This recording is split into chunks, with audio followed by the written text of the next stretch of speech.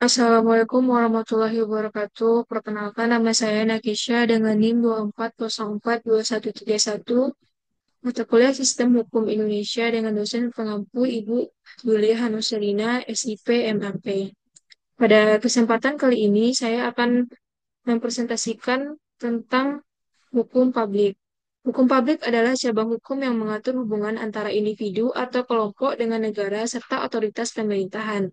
Tujuannya adalah untuk mengatur kepentingan umum, menjaga ketertiban, stabilitas, dan keamanan dalam masyarakat.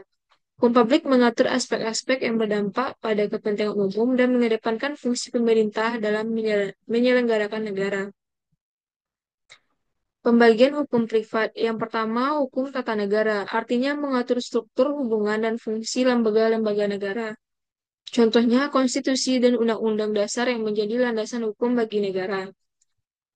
Yang kedua, hukum administrasi negara, mengatur hubungan antara pemerintahan dan warga negara, serta prosedur administrasi pemerintah. Contohnya, peraturan tentang penerbitan izin usaha, regulasi kepegawaian, dan prosedur pelaksanaan administrasi publik. Yang ketiga, hukum pidana, artinya mengatur perbuatan yang dilarang oleh hukum dan memberikan sanksi bagi pelanggarannya.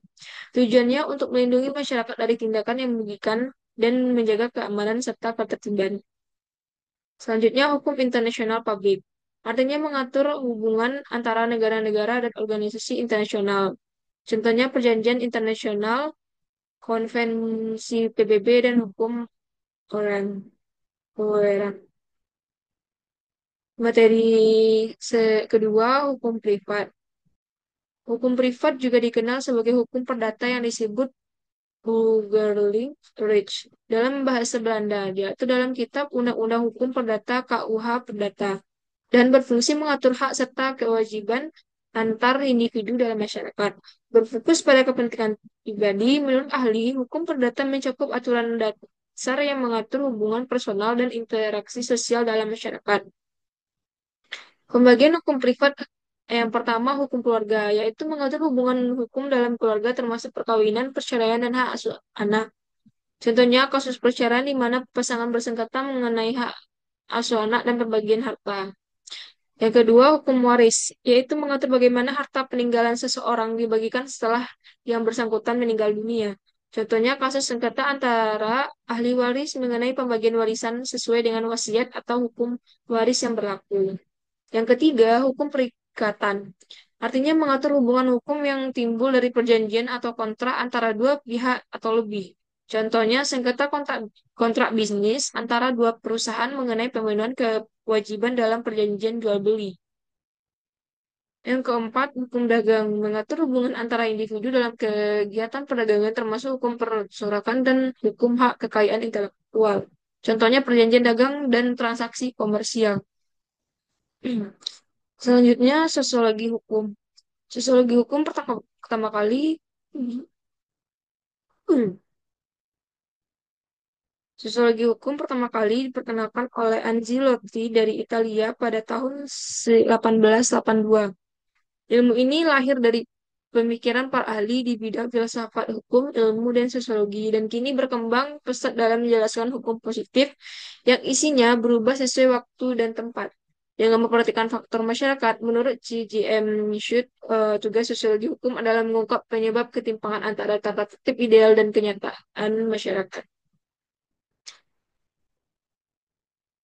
Studi hukum dalam konteks sosial meneliti bagaimana hukum mencerminkan nilai-nilai sosial. Berikut beberapa fungsi dari sosiologi hukum. Yang pertama, sosiologis, artinya mempelajari penerimaan masyarakat terhadap hukum. Yang kedua, fisiologis, artinya mencerminkan nilai keadilan dan ketertiban. Yang ketiga, yuridis, artinya memastikan kesesuaian kaidah hukum dengan praktik hukum. Selanjutnya, antropologi hukum. Antropologi hukum adalah cabang antropologi budaya mempelajari bagaimana masyarakat mempertahankan nilai-nilai melalui pengadilan sosial termasuk hukum. Menurut Nyoman Nurjaya, antropologi hukum adalah disiplin ilmu hukum empiris yang meneliti hukum dari perspektif antropologi.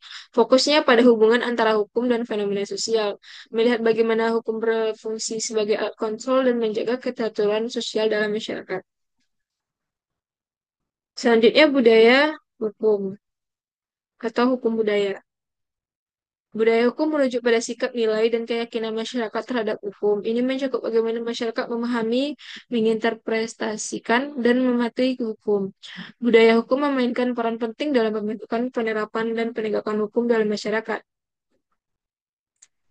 Komponen hukum ada dua. Yang pertama, norma dan nilai sosial. Artinya nilai-nilai seperti keadilan dan kesetaraan mempengaruhi penerapan dan kepatuhan terhadap hukum. Yang kedua, sistem terhadap hukum. Persepsi masyarakat tentang legitimasi dan keadilan hukum menentukan tingkat kepatuhan terhadapnya. Selanjutnya, selanjutnya fungsi hukum budaya. Yang pertama, mendukung penegakan hukum yang adil, yaitu mencari keadilan melalui pengadilan. Yang kedua, mengontrol perilaku sosial dan mencegah pelanggaran. Jadi kesimpulan dari presentasi saya pada hari ini, yang pertama hukum publik yaitu melindungi kepentingan hukum menjaga stabilitas dan keamanan.